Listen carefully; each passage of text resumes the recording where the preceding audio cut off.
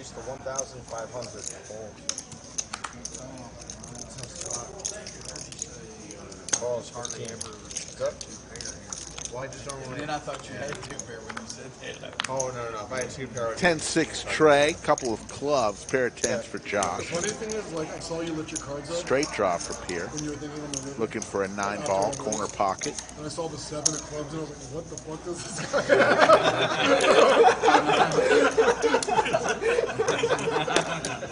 Oh my God. Gilder Marsh, we love you too.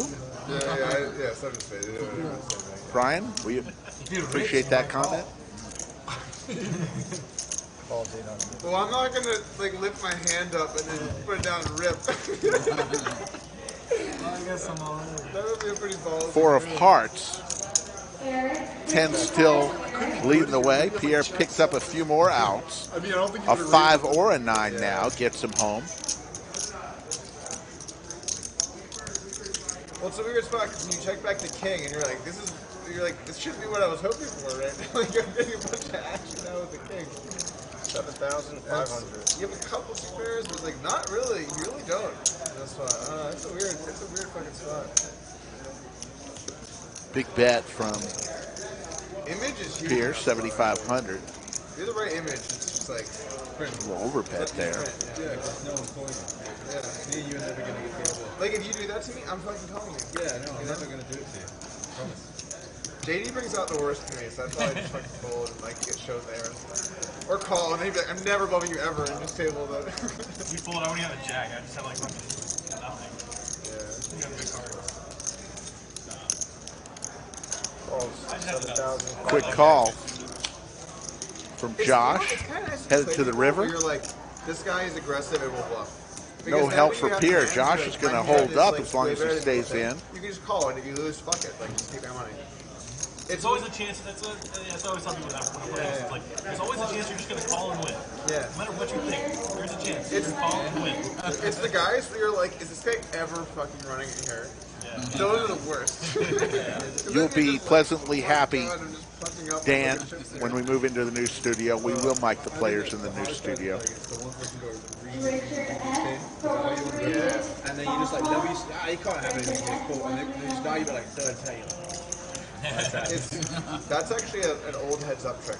Yeah. When a match starts, you show down some like insane LinkedIn value bets, and then your opponent is like, "Oh fuck, yeah, like I better keep it in line here," and then you can kind of open it up a little bit. But they just like remember it, and then like if you feel like at any point they're starting to get curious, you just stick them with a thin value bet, and even if you lose. The EV you gain and like they like have to kind of respect you. That's a real thing.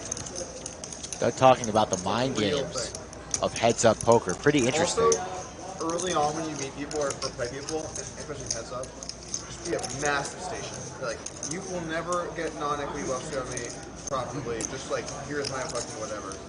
And then people will just stop bluffing, and then all their ranges get fucked up. They have all this air everywhere. 19,000 in this pot here. Pierre bluffing with 8 high, fires in a healthy bet. Only a pair of 10s for Josh. And that is a healthy bet from Pierre. Overbets the pot, sends in $30,000. Josh not expecting that. Can he sniff this out?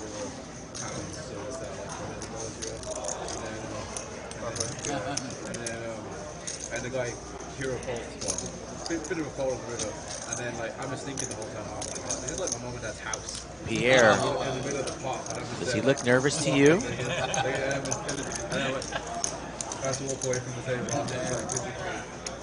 I had a hand like that. Like the first time where stakes. The part-time employee at Bass Pro Shops in the fishing department, trying to get a bluff through. The bet was so big because it was a 6-figure. Where it was like, Doug just talking about whatever with Ginge, Chad. 4, 6, and the numbers have to get really small to fit it all. Josh here has a crucial decision to make. What do you think here? Chad, is he calling? Or is he folding? 3x American median income to the other guy. Plenty of bluffs here. Clubs miss. When the text has to get small, 7-8 here misses. There is a straight, obviously, on board, but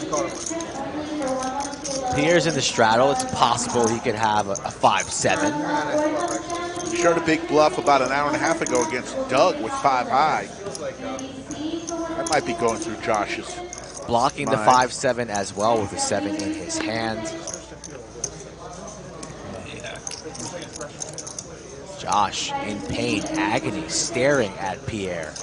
One hand on his forehead, another hand on his chips.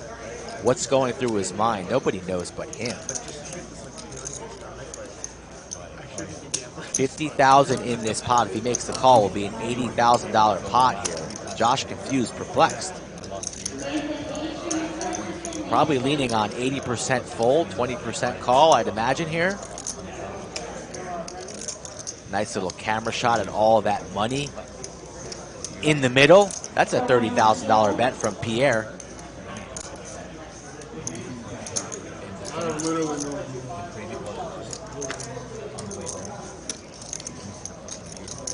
One of the hands of the afternoon, and we would not have been here if you guys didn't hit that like button. We're in overtime. Continue smashing that like button, subscribing to the channel. Josh, $30,000 action is on you, sir. 1 if you think he will fold, 2 if you think he calls, 1 he folds, 2 you think he will call. It's usually 1 for a call, 2 for a fold. What are you doing? You're confusing the chat. They got to pay attention. I put 1 for fold. Yeah, he did fold. Good bet. Pierre, show the 8 high. Show the bluff. Hearts or some shit. Pierre, show the bluff. Oh, I got the 8 high. Oh, man. Josh is I made a bad fold. feeling horrible.